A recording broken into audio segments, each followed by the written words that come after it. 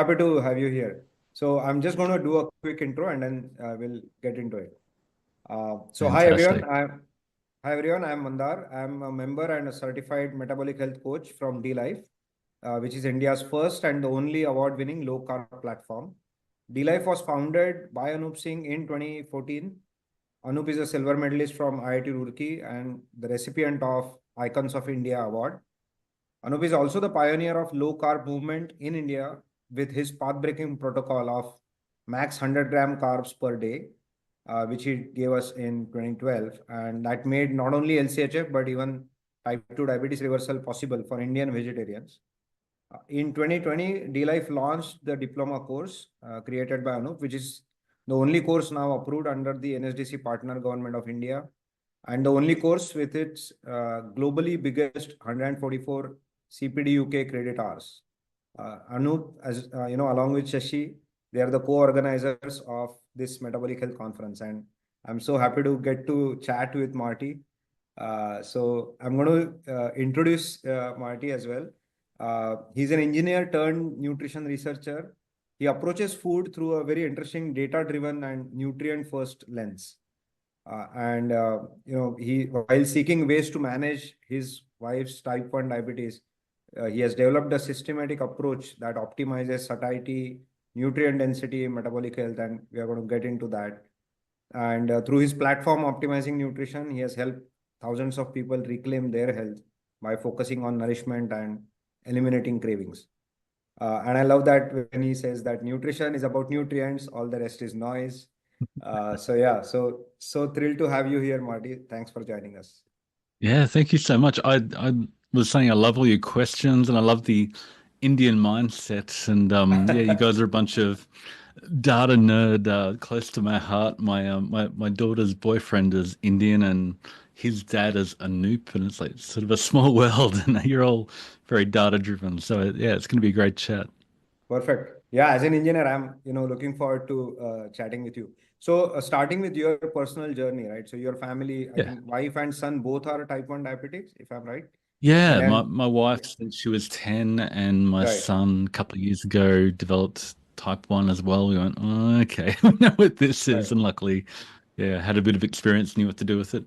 Right. So when you were, discovering, food in general while managing these conditions, so Yep. was there sort of a eureka moment for you when you realized that the mainstream advice that you had heard wasn't quite working? Yeah, I suppose it was initially we got married and started to think about having kids. And yeah, my wife's diabetes advice and diabetes control was not great, but all of a sudden she was motivated and I was along for the ride to learn about what diabetes was and how to manage blood sugars. And we had a good doctor that helped us a little bit with insulin dosing and carbs, but really the advice 20 years ago wasn't that good. And it's a little bit better now, maybe, but yeah, it wasn't great. But there was a definite scare of, the complications of type 1 diabetes and pregnancy and the risks of that. And so that really focused my attention. And yeah, it was quite a journey of learning about it all. So was there a specific point where you realized that what you had heard for decades, you had to sort of unlearn and do something else? If you can give us an Yeah, example. there's been a whole bunch of those of like, wow, we need to, insulin dosing, and then low carb, I suppose maybe 10 years ago was revolutionary. And then discovering that it wasn't just carbs and insulin and unlimited fat and chasing ketones, but maybe it's about satiety. We're really chasing what gives us the nutrients that satisfy our cravings. And, we all feel addicted to food. And why do we keep on eating? And really, the food system is designed to maximize profit at the expense of our health. And yeah, it's been as I've dove into the data and new layers, I went, oh, I'm wrong again, I'm wrong again. And the data just keeps on proving me wrong. And I try to share that, all my wrongness as I've learnt and unlearned Perfect. everything I had. Perfect. Perfect.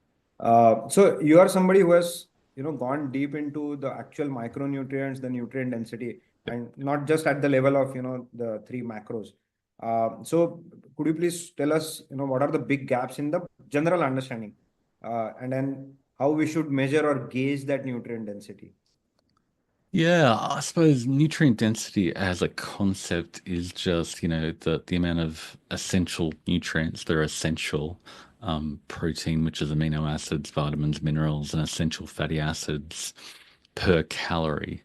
Um, and we have the dietary guidelines are a minimum to prevent diseases of deficiency and death. But if we actually, want to do more than just not die, then we need to pack in more than the minimum to satisfy our cravings, basically, is what I've found. And the quest has been to understand, how much is reasonable and satisfies our cravings. And that's what the data shows. The data shows that we'll probably dive into a little bit more, but the recommended dietary intake for all those different nutrients, for protein, for vitamins, for minerals, that minimum is really the perfect amount that hits our bliss point that maximizes how much we eat.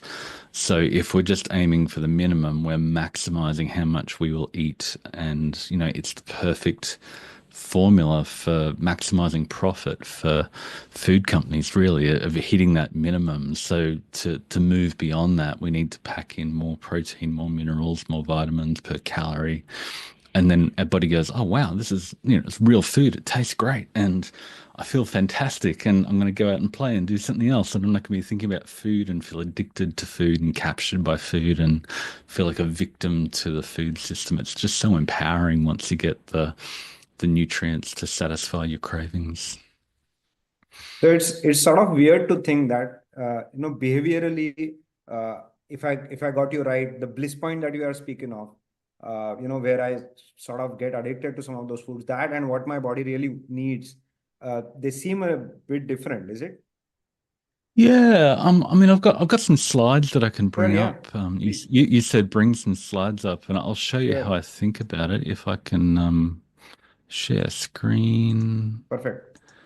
if I can you see that now? Oh yeah, yeah.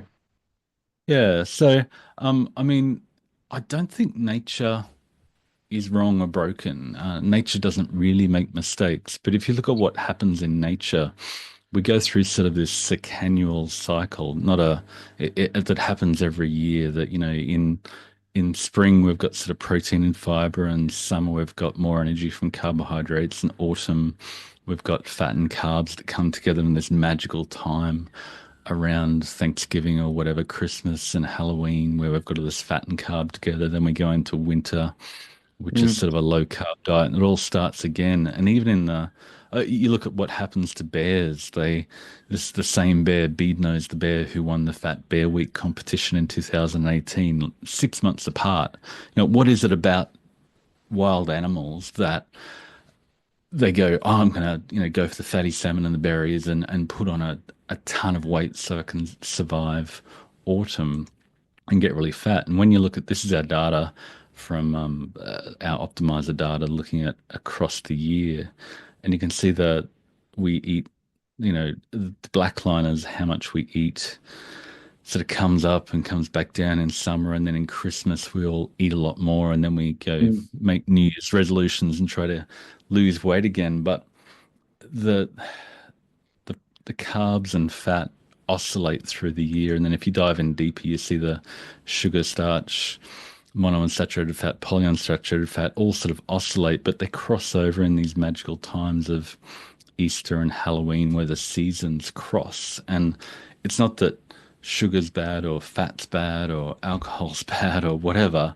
It's this magic combination that hits our bliss point that makes us mm, want to more. There's something that just says, oh, these foods are amazing. Winter must be coming, and I'm just going to keep on eating and eating and eating. But it's like the food manufacturers since the 70s have understood exactly how to hit that bliss point mm. to maximize profit. So why wouldn't you just keep on making the foods that make the most profit? Whether they, I could start $1 billion food company with the information I've got and just, make people feel addicted to my food products by precisely hitting the bliss point to maximize intake. But I can also reverse engineer that to make people feel satisfied and satisfy their cravings with less insulin, and then that less calories, which then insulin and all the other stuff just looks after itself, and you don't have to worry about it if you get the protein, vitamins, and minerals from your food.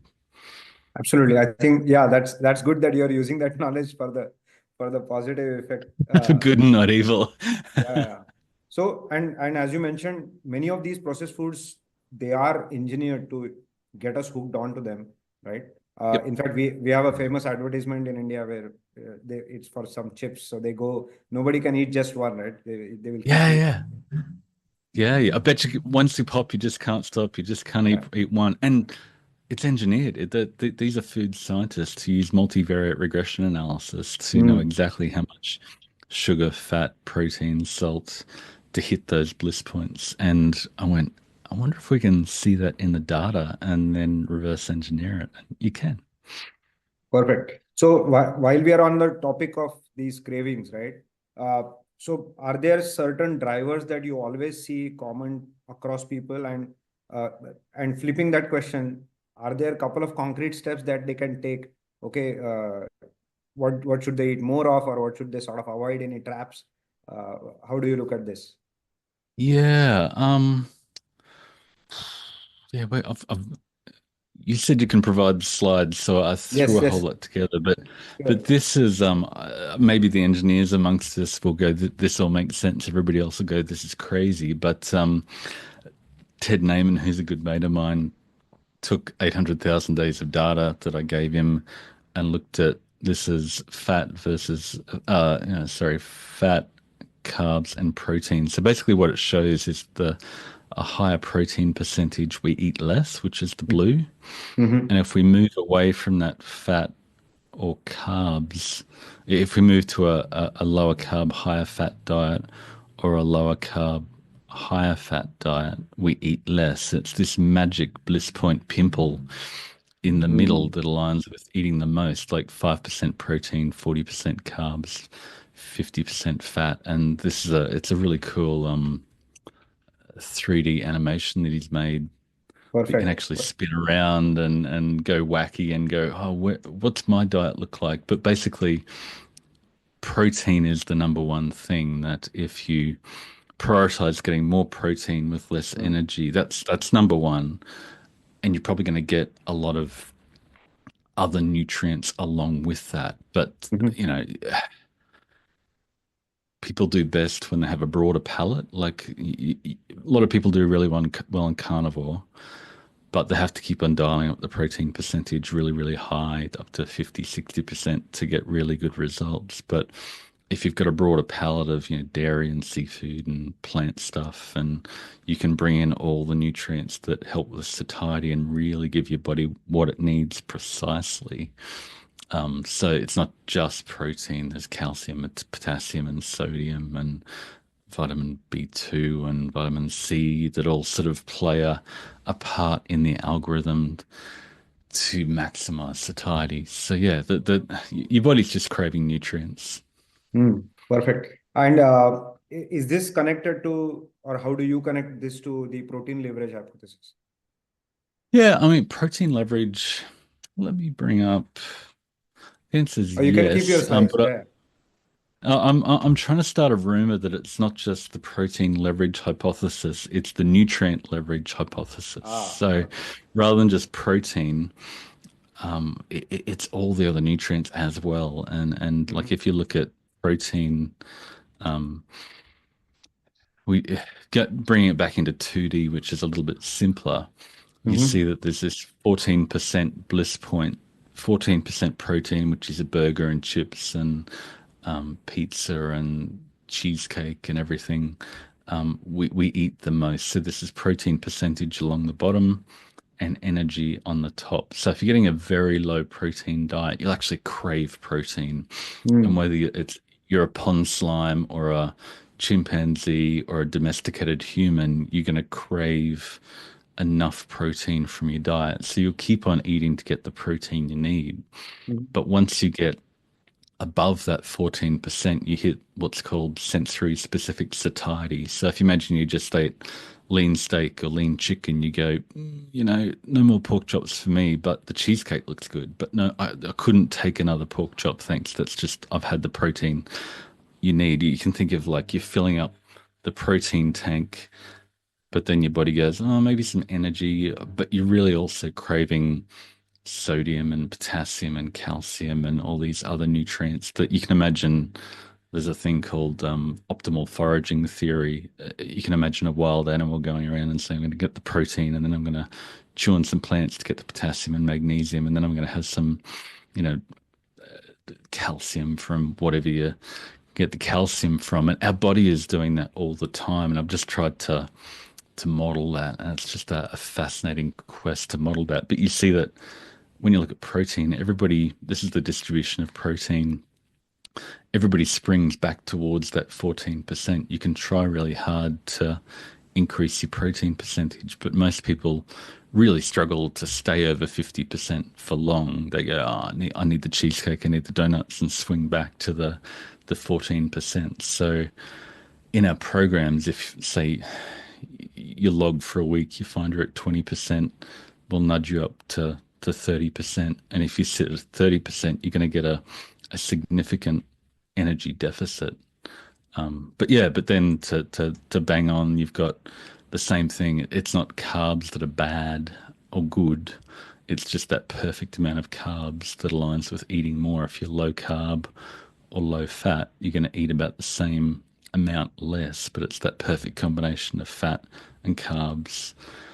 And sugar has got a bliss point. You can imagine if you just all you had to eat was a bowl of sugar or a bag of sugar for a week, you'd quickly get sick of it once your glucose got so high, and you'd be give me some fat. You get sick of the sugar, and there's the fat. There's a bliss point for fat at 34%. So if you're at high fat or low fat, you're going to eat less, but it's not a big factor. Then there's calcium, and these are what high calcium foods look like, and then calcium rich foods. So what we're talking about to get you to a lower energy intake, it's prioritizing foods that contain more calcium per calorie and potassium per calorie, which are these foods here, and iron per calorie, which are these foods here, and vitamin B2 per calorie, which are these foods here. The high vitamin B2 foods will give you a lot of vitamin B2, but also with a lot of energy. So what we're trying to do is manage the concentration of these nutrients per calorie. So that's the trick, and that's where a bit of quantification and engineering comes in handy. So Perfect. have Right. ask me a million questions. I just went on a complete rant. So Yeah, I yeah, think, yeah, but I think it's very interesting to realize that it's quite multifactorial. And yeah, the only antidote to cravings is not just satiety in the sense of feeling full, but it's also getting all the right nutrients, because till then my body is going to keep asking for food, right? In a sense. yeah, exactly. People like think, I don't feel full on that's one of the big misunderstandings is like I don't feel full on chicken breast, but per calorie you're getting more satiety per calorie. Your best way to feel full is just three large family pizzas or three boxes of donuts, but how much energy are you gonna consume to get that satiety? The question that we're really trying to solve for is how do we get satiety without over consuming energy? Because we've all got more 99% of us have got more body fat and glucose in our blood and our liver Mhm. than we need. So how do we give our body the nutrients it needs without excess energy? And just finding that balance point is where the magic happens. Makes sense. Makes sense. Also, looking at the charts that you showed, and along with the Yeah. suggestions of food items, uh, we can speak of the bioavailability as well, right? So, how do you factor that in? And do you have actual favorite superfoods? And then, are there some which are simply marketed heavily but are not quite superfoods in that Yeah, sense? that's an interesting question. Generally, if you're getting like bioavailability is a term that's thrown around a lot by carnivores sometimes and say you're not going to get the iron from spinach. And yeah, that's right. But nobody's really getting the iron from spinach. And most people get plenty of iron. And there's a limit to how much iron you need. And too much iron is bad. And like vitamin K1, vitamin K is not as bioavailable from um, plant-based foods, I think. And then calcium is not as bioavailable from green veggies.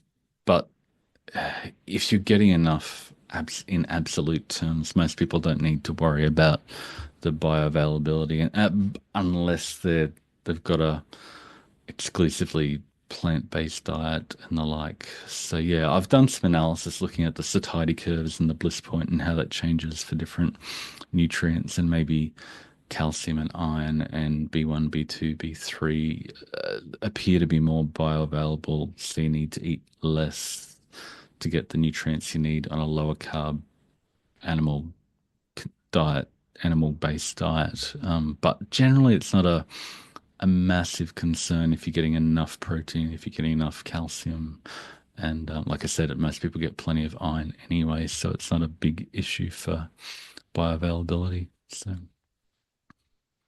Got it. Got it. When you showed the energy plots, right? So one yep. of the things I think you have spoken of also online is the concept of energy toxicity. So I think let me give you a few minutes to, take us through what that concept is and, how do you. Yeah. I brought up this meme from TED, which I really like, and everybody talks about hyperinsulinemia and insulin bad and blood sugar bad, and insulin's the root cause of everything bad. But the reason why insulin is high is just because we've got a lot of energy stored in our body. And as like I used to see, as a lot of people do, insulin as that hormone that pushes energy into our body. It's like the train conductors pushing everything onto the train. But unless someone's running around jabbing you in the bum with an insulin needle 3 times a day, that's not really how it works. Insulin is the hormone that sends a signal to your liver to say slow the release of energy from the body, like the stored energy don't flow out because we've got heaps of energy in our bloodstream. So the way to reduce insulin is just to reduce energy. It comes back to satiety. So if we found a way to eat less by giving our body the nutrients it craves, then we're automatically going to get lower insulin, lower energy, lower body fat, better body composition, especially if we're getting enough protein to maintain muscle mass. So being an engineer, I've broken it down into sort of fuel tanks in our body. And you can think of, you've got blood glucose, the liver and muscle glycogen, the fat in our blood and the fat in our body.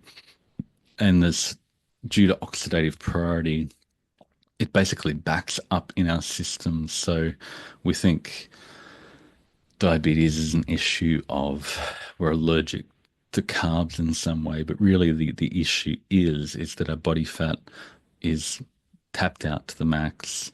The fat in our blood is tapped out, and then we're stuck trying to burn off the glucose in our body first because there's really little storage for it. So the body's going, I've got to burn off the glucose. I've got to burn off the glucose before you can ever start burning the body fat. So a low carb diet will reduce the blood glucose, or waiting a little bit longer, not extended fasting, but sort of intermittent fasting. So if you find a way to reduce carbs and wait a little bit longer, you'll drain the glucose in your blood, and that will drain the liver and muscle glycogen. And then as long as you're not overfilling the fat from your diet, you can then tap into the fat in the blood and the fat in your body. So it's really, it's not carbs or fat, it's sort of both, while we're getting enough nutrients to satisfy cravings. So yeah, energy toxicity is the root cause of everything bad in our modern health system. Really, diabetes, cancer, etc., obesity. Just it's the concept of having too much energy built up in our body because we've got this hyper palatable, low satiety, nutrient poor diet that we can't stop eating because our food system is optimized for maximum profit to make us feel like we're in autumn preparing for winter, and we're that bear who just can't stop eating. I can't stop eating. I'm hyperphagic. I've just got to prepare for winter. And it's like, why am I addicted to food? It's because your environment is filled with this food that is optimized for profit to make you eat more by engineers like me. Right. So I think it talks of how food actually is a chemical signal going into the body. It's not just about filling our bellies. Uh, so Yeah. one question related to that energy concept that you have is right. So when we speak of, let's say, macros like fat and protein, which are technically being used in our bodies for Hmm.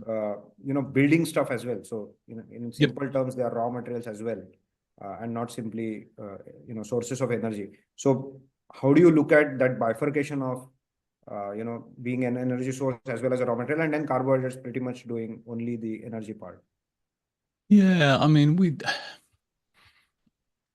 predominantly protein is the building blocks, and we can Mm, use it for energy in case of emergency if you're not getting mm, enough glucose and protein. If you're, starving or on a really fat keto diet, your body will use the muscles for glucose, for that little bit of glucose we need.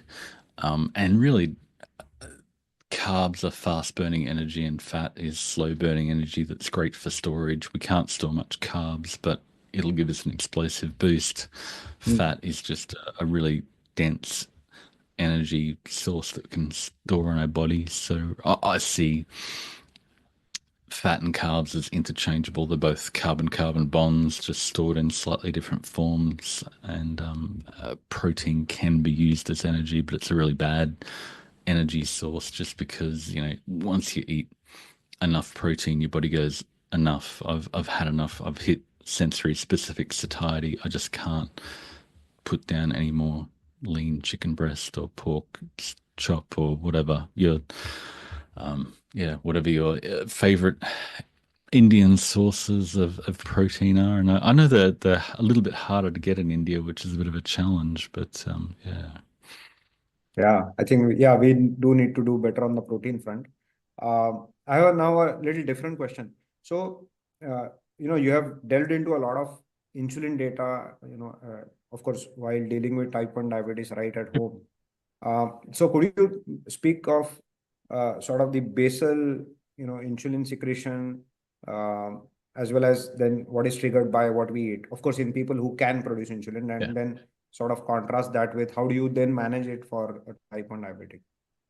Yeah, it's been a fascinating privilege to have two type 1 diabetics in the family and see how the closed loop insulin pump manages their body and food and when they eat and when they don't eat. And but one fundamental thing of insulin therapy is understanding basal versus bolus insulin. So basal is the insulin that you need to stop your body disintegrating. So a type 1 diabetic who can't produce insulin, their body will just leach all the energy, the stored glucose, fat, protein will just leach into their body. They'll basically melt like the snowman from Frozen or whatever. You're just melting into your own blood, Mm, and without it, you'll die. Um, so you can think of the basal as that amount of insulin you need, which is, for people on a standard Western diet is 50% basal, 50% bolus. For a low carb person, it might be 70 or 80% basal insulin. So the mm, bolus insulin for food is just a minor part. So really um, looking at my wife's data and my son's data, and I've got another friend, Mike Fitzpatrick, who's been tracking all his data as he's gone from 400 pounds to 200 pounds and 50% body fat to 10% body fat, seeing how the amount of insulin he needs changes as a type 1 diabetic, which is just like, this is so cool. We can measure it and I can analyze it. But the biggest thing is, how fat are you? How much fat are you carrying? mhm, That's the biggest factor on how much insulin you need. So if you want to manage insulin, again, find a way to reverse energy toxicity, mm, lower your basal insulin. When it comes to bolus insulin, carbs require insulin quickly, like a fast acting mhm, insulin, maybe over a couple of hours. Protein requires insulin over like 8 hours, and fat is just sort of a long, slow response. And I see it as the body goes, "Hey, we got heaps of storage capacity for fat. We don't need to halt the release of stored energy. We can just stack more fat on." So the fact that fat doesn't have an aggressive insulin response doesn't mean it's magic or a free food or we can eat it in unlimited Mm. amounts. We've always got enough insulin to store that fat in our diet. So that's one of the big things I had to unlearn, that, my goal to be healthy is not minimize protein and maximize fat to try and drive ketones really high to get into this magical optimal ketone zone. That's like, I did that and I got fat, and everybody else did that went hardcore keto trying to get into this magical optimal ketone zone. Yeah, it's about getting enough protein and enough nutrients, and then you eat less naturally, and your addiction turns off, and you go do something else with your life because you've had a good meal and you feel energized. Nice. So I'll bring you back to the food related behavior. So there is one interesting term you use, which is food noise. I think that's quite new. Could you please explain that to us? Yeah. I think I see it as a term invented by Ozempic and the GLP-1 manufacturers, and saying you're Mm. suffering from food noise and you need a drug. You ask your doctor about food noise and whether this $20,000 a year drug that goes to Denmark can help you. And really, what you're doing is, we're, as I said, we're surrounded by these foods that are addicted to get our designed to make us feel addicted and get our attention all the time to maximize profit. They're designed that way. They're designed to be really pretty and bright with artificial colors and artificial flavors that never quite occur in nature, and this perfect combination of sugar and refined flour and crappy vegetable oil that's super super cheap, and with a few smatterings of B vitamins to hit that bliss point that brings you back Mhm. to, overstimulates dopamine. So you're an environment that's you're in an environment that's optimized to maximize food noise. And if you never get the right amount of nutrients that your body needs, you're always going to have that food noise. And you can turn that off now with a drug. You can take Mm. your healthy body's cravings that says, I need protein to keep my muscles, I need calcium to prevent osteopenia, sodium, potassium, etc., etc. You can now turn that off. Isn't that correct? Oh, wait up. Maybe it's not so good in the long term if we Yeah. medically induce nutrient deficiencies, sending, Mm. I think it's $3 trillion a year if every American that could qualify for Ozempic um, went on it on Medicaid, and that goes off to Denmark, where they say exercise and eat a healthy diet, don't take this drug. It's just a crazy dystopian world. Some people need it, but they also need nutrient dense, high satiety foods to go along with that. And the people in our challenges in our community often say that when they're taking the GLP-1 agonist drugs, that they used to enjoy shrimp, they used to enjoy steak, they used to enjoy broccoli, but they're already experiencing so much satiety from the drug that they can't get these other foods down, so they're going for the less nutritious foods. And I don't know, I'm not thrilled. If Yeah. you're on the drug, that's great, but really, really try hard to get the nutrients your body needs, because Bruce Ames talks about the nutrient triage theory, that if you're not getting enough nutrients, your body prioritizes functions of short-term survival and puts everything Mhm. else on the back burner. So if you're not getting enough nutrients because you've got a drug-induced suppression of cravings, then I don't know. I'm pretty sure Ozempic isn't going to fund that study, but I'm sure the outcome wouldn't be good. Yeah, I think that's an interesting take on, the sometimes unseen or unintended consequences of getting these drugs in. And as you rightly pointed out, we are sort of not solving the problem where it is really occurring. We're simply suppressing Yeah. body's mechanisms. Not addressing the root cause of Mm. why can't I stop eating? It's your body wants nutrients. Like, listen to it, give it what it needs, give it what it's craving.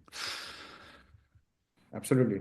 So putting it in engineering terms, we want to maximize that signal to noise ratio, right? It's by Yeah, actually yeah. moving away from the noise, not suppressing it. It's all an optimization function of how do we give our body what it needs without excess energy again and again and again. That's just the whole thing. And looking at each individual's current diet, you can go, okay, you need more of this, this, and this. Let's tweak your diet with your current foods to give you more of Hmm. those nutrients that you're craving. It's just super fun to do. And yeah, I love seeing it happen in real life. It's just I love it. So Yeah, I think we have looking at your work, we have become fans of how you have taken a fairly data-driven approach rather than going behind any dogma.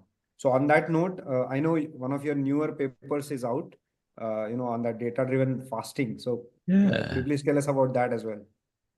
Yeah, I've been doing this data-driven fasting thing, which we've just rebadged to glucose signals. But the reason we came up with it was maybe 5 years ago, a lot of people were getting into extended fasting off the back of the keto movement, Hmm. thinking that if I don't eat for a week and then I refeed with high-fat keto and avoid protein and definitely avoid carbs, um, you know, not eating is logical and you'll lose weight. But what happened again and again, I went through it as well. This is another dumb mistake I did that you don't eat for 3 or 7 days and then you just can't stop eating. You just like, I'm going for the peanut butter. I've earned that cheesecake. I've earned that box of donuts. And I just lost touch of my hunger and satiety signals. So seeing my wife's continuous glucose monitor all the time, it just makes sense that when your glucose is high,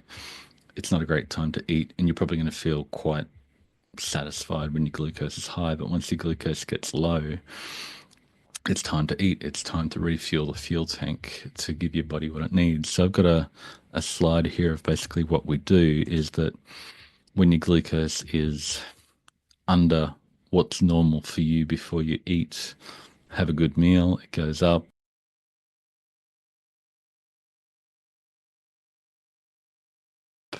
If it goes up by more than 30 milligrams per deciliter or 1.6 millimole, you've probably overdone the carbs.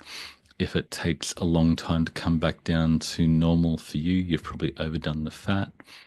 And by playing that game, looking at your blood sugars, you can sort of learn, yeah, that meal had too much fat, that meal had too much carbs. This nutrient dense, high protein percentage meal was perfect. It got me back down under trigger in 3 or 4 hours. I had another robust meal and it worked really well. So yeah, it that's the process of using your pre-meal glucose to guide when and what to eat. And you feel a little bit of hunger. You don't get to the point that you're so starving you're going to demolish everything and anything and make poorer food choices. And you get in touch with your hunger and satiety signals and you sort of retrain. Most of us don't understand what real hunger is because we're always eating. But if you get a little bit hungry, drain that glucose fuel tank just a little bit, so you're tapping into your body fat a little bit before every meal, you can achieve weight loss and optimizing your metabolic health without tracking calories. So without tracking your food, which it's insane how popular it's been and enabled me to quit my day job and yeah, run crazy online challenges.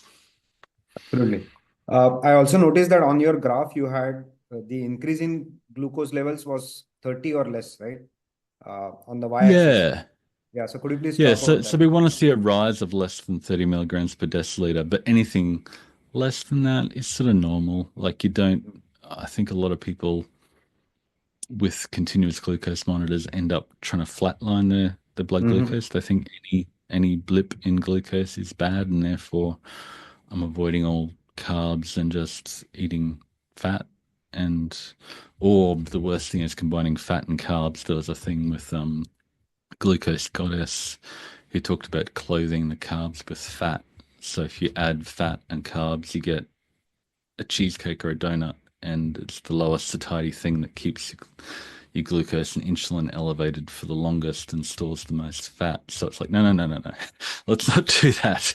We're prioritizing protein and nutrients and fiber when we eat, and then our glucose comes back down a whole lot quicker. So yeah, we just published or we released the preprint of a paper that's been in the works for a Hmm. couple of years. 30,000 people who have done it and 800,000 data points. And yeah, so it's really cool to finally get that out. Publishing, in the meantime, for the last 2 years, I've probably published 200 blog posts, but we finally got a paper out. Yeah. No, congratulations for getting that out. I know there Thank is a you. Thank you. lot of work which has gone into that. So I had a fun question before, I'll request Shashi Yeah. to come in a minute. But before that, do you have a favorite micronutrient that most people are missing out on, and how common something common, that you see in people? Favorite micronutrient. I think everybody knows about protein, and we've got a very conscious craving for sodium, but potassium and calcium are ones that you wouldn't have necessarily seen. Calcium is hard to get without dairy, and it makes sense that we need it for our bones because protein, we've got muscle, calcium, we've got a lot of bones, so it makes sense that we have a strong craving for calcium. But potassium is the crazy one that I didn't expect to be so strong. And it's sort of the yin to sodium is yang. We need potassium and sodium in balance inside and outside the cells. So Mm-hmm. yeah, that was the interesting one. It's basically a signature of fresh whole food. You can get a good amount of potassium from meat, dairy, seafood, but the high concentration is vegetables, fresh food that taste amazing because they're fresh and they contain the nutrients. Interesting. Uh, this is going to be a very different question. I know you donate blood quite frequently. Oh, Uh, wow. You yeah, have been stalking me. yeah. So, and happy to share that actually I am also a regular blood donor. So, could you Yeah. talk about that and what sort of health benefits do you see, and we can maybe even tie it back to this. See, because you're getting that blood out, right? So you're losing Yeah, on yeah, yeah. some. I initially I had one blood test that showed high ferritin, and a mate of mine at work was into donating whole blood, so I did a few whole blood things, and then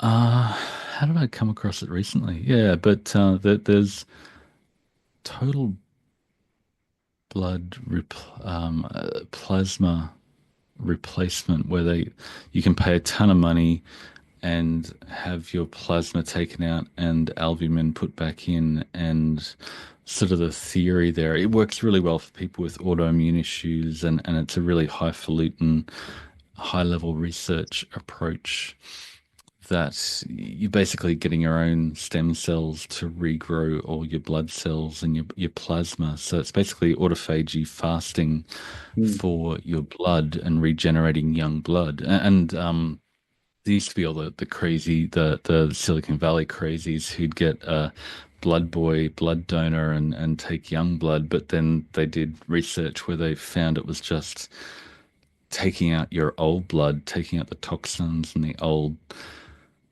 plasma and letting your own body regenerate it. So you don't need to be a vampire. And you don't even need to pay $10,000 to get the plasma replacement all at once. You can just go every couple of weeks to the local Red Cross and get some nice company and watch crappy TV or surf Twitter for a couple of hours, and the people are really nice. And I take the wife along, and we go out for a breakfast date afterwards. And yeah, I really really enjoy it, and it's something that's helping other people, and I think it's very likely helping me. And I think Absolutely. hopefully for my wife and my son with type 1, which is autoimmune related, I think it's probably one thing you can do for free that might really help them as well. But nobody knows about it because it's, nobody's making a ton of money out of it.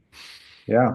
And I think it also helps address possible iron excess, right? If you get too much Yeah, iron. if you've got hemochromatosis with which a lot of people with diabetes do, donating whole blood is really helpful. And yeah, I was talking to the guys there. Some people have got crazy high iron levels, ferritin levels, and they come in every week and they just throw out the blood because it's so high iron. But yeah, insulin resistance and high ferritin is highly related, Absolutely. inflammation, No, etc. right. So I thought I would ask you on that. But I have one more question coming to, deficiencies. Do you Mm. see any specific deficiencies in the carnivores that you have come across? And if so, how should they address that? Um, yeah, it's harder to get some nutrients on carnivore. Everybody's diet's different, and to some degree, you crave the things that you need. Carnivore is great for bioavailable protein, so it works magically because you're getting bioavailable protein, and that's the number one thing you need. But then there's a whole bunch of other nutrients that are harder to get. Potassium, magnesium, calcium. Calcium is a big one. Without dairy, if you're just eating meat, you're not going to get as much calcium. So, yeah, carnivore is a great way to get bioavailable protein, but I don't think it's optimal. I think dairy, seafood, and some non-starchy veggies. I don't think almonds or spinach are going to kill you instantly from oxalate poisoning, like some people believe. You've got these grown, muscular men going, if you didn't eat an almond, you're going to die of oxalate poisoning. It's like, no. All right, thanks. Let me invite Shashi and Anu if they're there. And we got Jen. Hey, Jen. Hey, Hey. We should Marty, talk thank addiction you. sometime. Marty, thank you very much. Thank you very much for coming in again and spreading your knowledge, especially on the Thank nutrient you. density, satiety, craving, and very apt for this conference. And Mm. thank you, and continue your support for whatever we're doing in this community to spread more knowledge, especially on the micronutrient part. So I keep telling my Mm. group that I know only one person globally who works on the micronutrient part, and that is Marty. So thank you once And again. you did our course ages ago, which was a whole lot of fun. And your teeth are still shining like amazing. You must be getting a calcium and Yeah, yeah, yeah. protein. So I'm a life member.